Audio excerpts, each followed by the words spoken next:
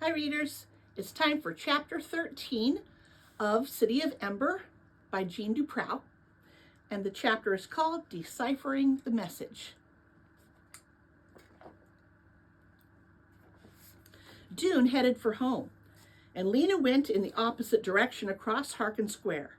The little group of believers had gone, but the protesters with their signs continued to pace back and forth. A few of them were still shaking their fists in the air and yelling, but most of them tramped silently, looking tired and discouraged. Lina felt a bit that way too. Once Doon said he'd seen a door. She was sure that the door he'd found and the door in the instructions were the same. She had had such hopes for that door in the pipeworks, but hoping so hard had made her jump to conclusions. She'd gone a little too fast. She always went fast. Sometimes it was a good thing, and sometimes not. Now Doon thought the instructions were nothing important after all. She didn't want him to be right. She didn't believe he was, even now, but her thoughts felt like a mess of tangled yarn. She needed someone wise and sensible to help her sort things out. She headed for Gloam Street. Though it was nearly 6 o'clock, she found Clary still in her workroom at the far end of the greenhouse. Greenhouse 1. It was a small, crowded room. Pots and trowels cluttered a high table at one end. Above the table were shelves full of bottles of seeds and boxes of string, wire, and various kinds of powders. Clary's desk was a rickety table littered with scraps of paper, all of them covered with notes in her neat, round handwriting. 2 rickety chairs went with the rickety table, one on each side. Lina sat down facing Clary. "I have to tell you some important things," she said, "and they're all secret." "All right," said Clary. "I can keep secrets." She was wearing a patched shirt that had faded from blue to gray. Her short brown hair was tucked behind her ears, and a bit of leaf clung to it on the right-hand side. She folded her arms in front of her on the desk. She looked square and solid. "The first thing is," Lina began, "that I found the instructions, but Poppy had chewed them up." "The instructions," said Clary. "I'm not familiar with them." Lina explained. She went on to explain everything, how she'd shown the instructions to Doon, what they had figured out, how he'd searched the pipeworks and found the door, and what he'd seen when he opened the door. Clary made an unhappy sound and shook her head.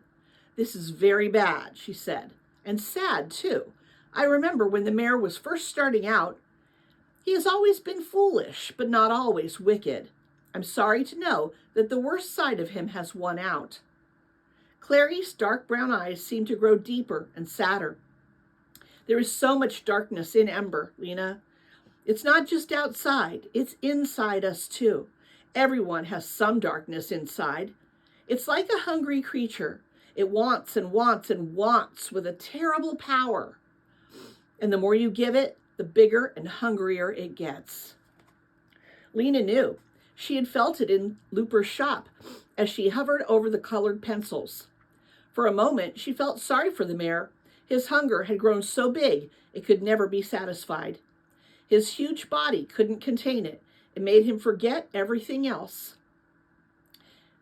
This reminds me of Star Wars.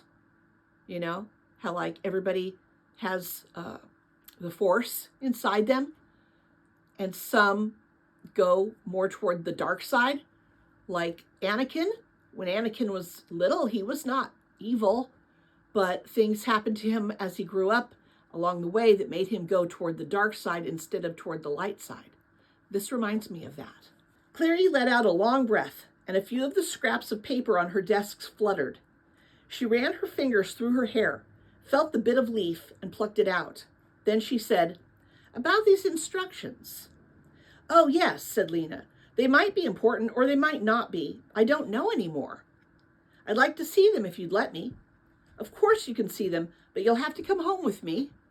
"I'll come now if that's all right," said Clary. "There's plenty of time before lights out." Lina led Clary up the stairs and into her new bedroom at Mrs. Murdo's. "Nice room," Clary said, looking around with interest. "And I see you have a sprout." "A what?" said Lina. "Your bean," said Clary, pointing at the little pot of dirt on the windowsill. Lina bent to see what Clary was talking about. Sure enough, the dirt was heaving up a little. She touched the pushed-up part, brushed away the dirt, and discovered a pale green loop. It looked like a neck, as if a creature in the bean were trying to escape, but hadn't yet managed to pull its head out.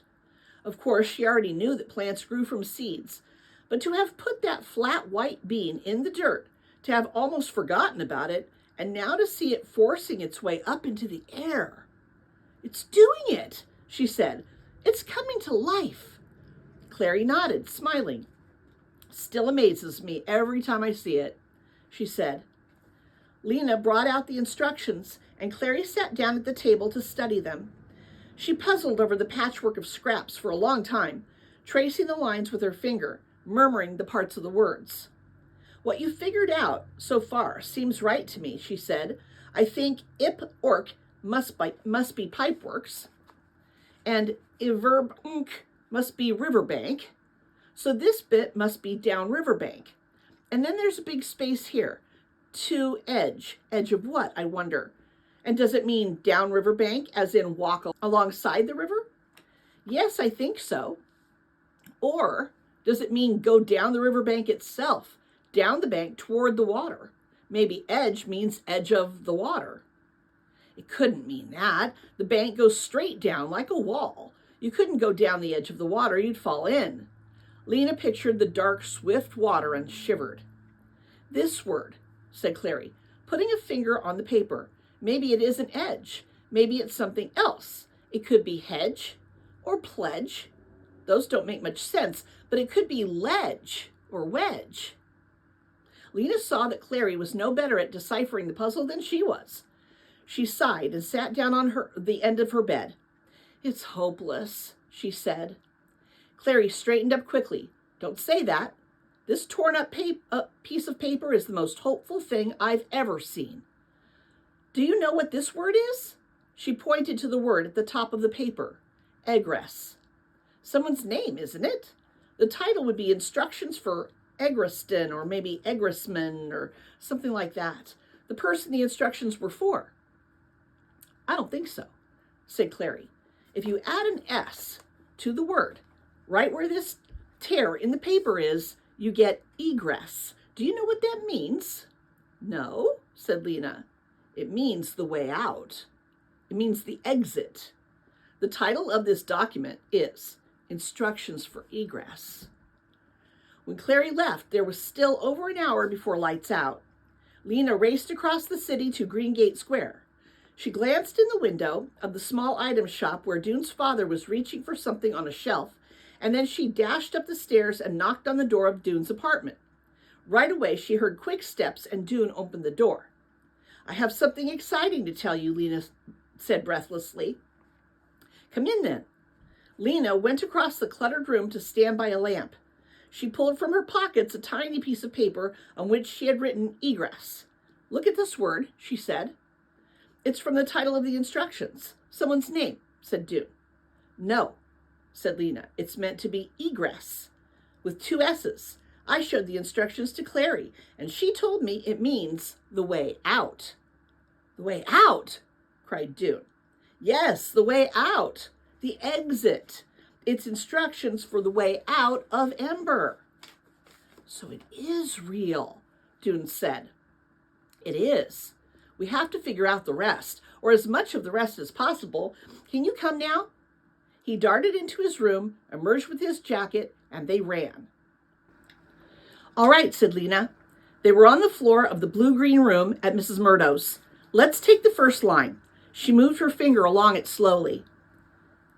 "Exp, riv, ip, orc." "We know that ip orc is pipeworks," she said. "Exp could be expand or explore or expose." "There's a big space between exp and the rest," said Doon. "There must be more words in there.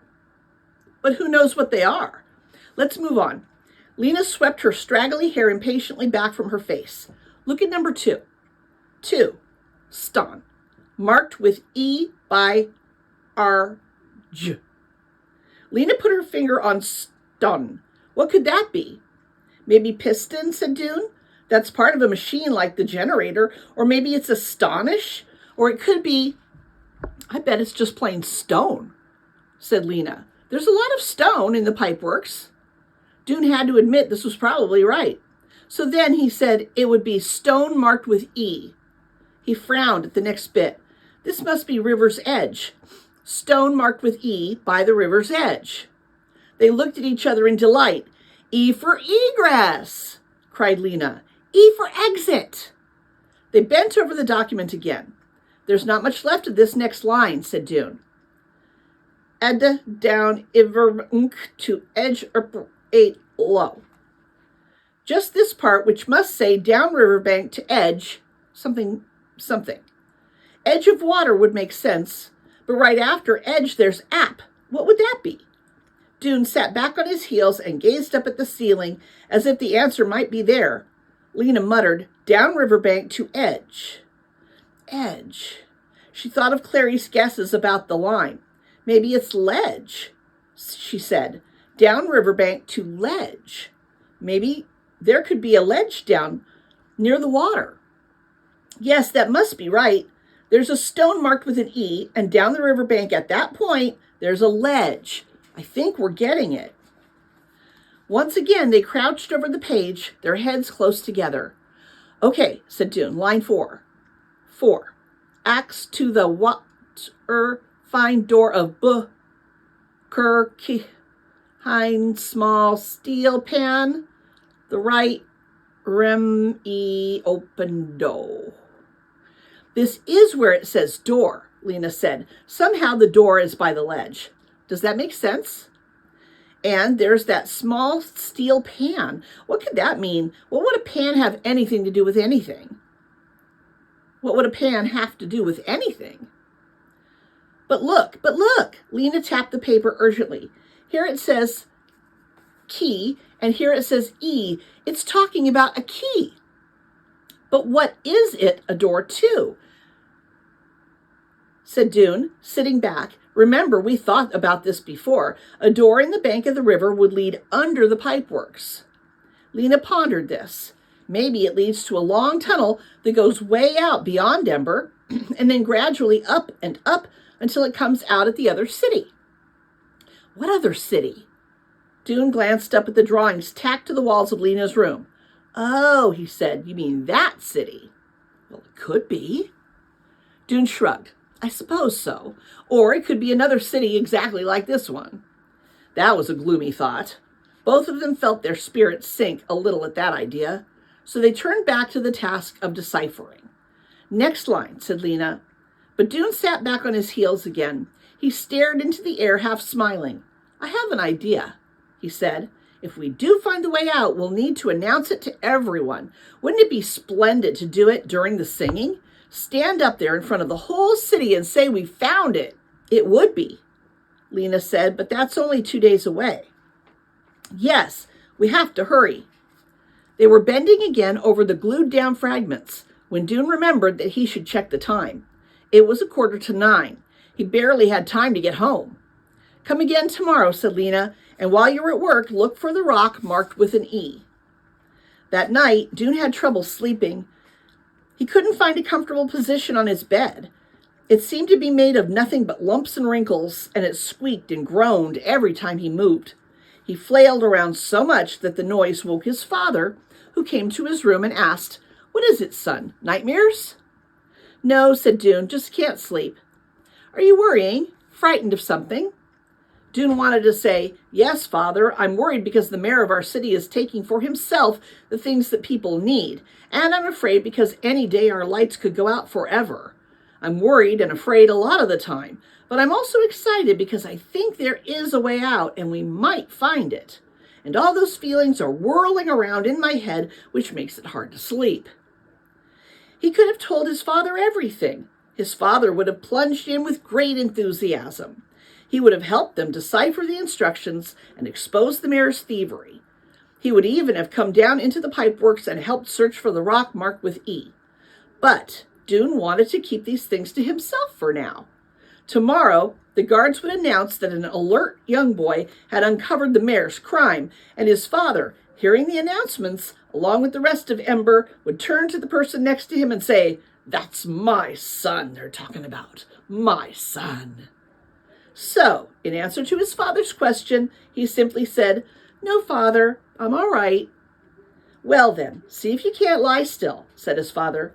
"Good night, son," he added, and closed the door. Doon smoothed out his covers and pulled them up to his chin. He closed his eyes, but still he couldn't sleep. So he tried a method that had often worked for him before. He would choose a place he knew well, the school for instance, and imagine himself walking through it, picturing it as he went in minute detail. Often his thoughts would wander, but he would always bring them back to the imaginary journey, and something about doing this would often make him sleepy.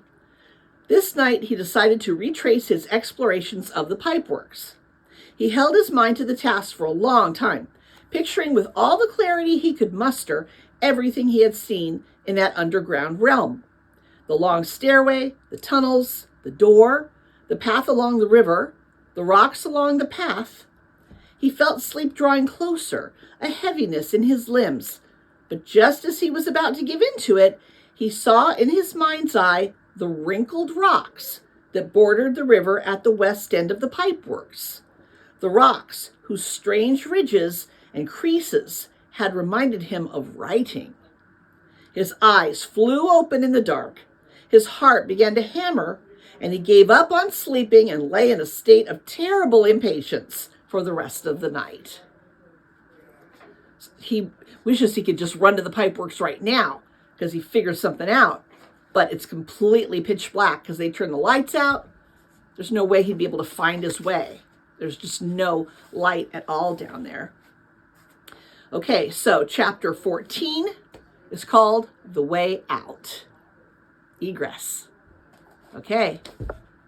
In the meantime, while you wait to find out what happens, keep reading. You read the books, now ready, get set at BOBQC.net. You read the books, now ready, get set at BOBQC.net.